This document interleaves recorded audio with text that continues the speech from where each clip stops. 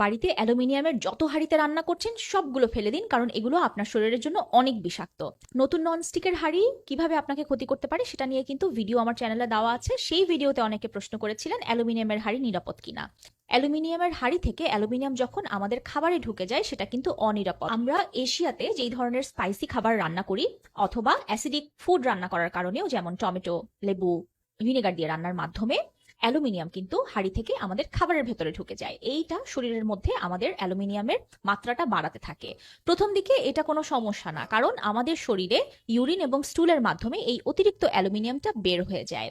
কিন্তু যখন এটা মাসের পর মাস, বছরের পর বছর ধরে জমতে থাকে, তখন আমাদের লিভার এবং কিডনির কার্যক্ষমতা কমতে থাকে। একই সাথে আমরা কিন্তু মাজনি দিয়ে অনেক জোরে জোরে হাঁড়ি পাতিল ডলি। এই সময় কিন্তু স্ক্র্যাচ পড়ে অ্যালুমিনিয়াম পাত্র থেকে খাবারে মিশে যাওয়ার সম্ভাবনা আরো অনেক বেড়ে যায়।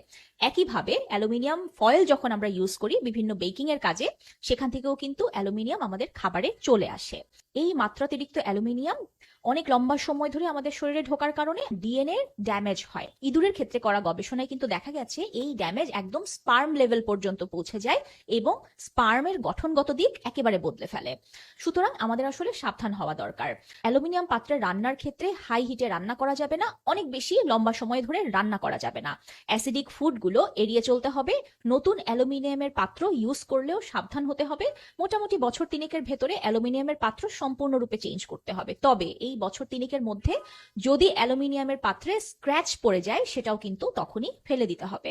সবচেয়ে ভালো হয় আপনি যদি সেফ কুকওয়্যারে নিজের রান্না বান্না শিফট করতে পারেন। সেফ কুকওয়্যার কি হতে পারে সেটা জানতে আমার চ্যানেলে চোখ রাখুন, সামনে এটা নিয়ে ভিডিও আসবে। আবার দেখা হবে।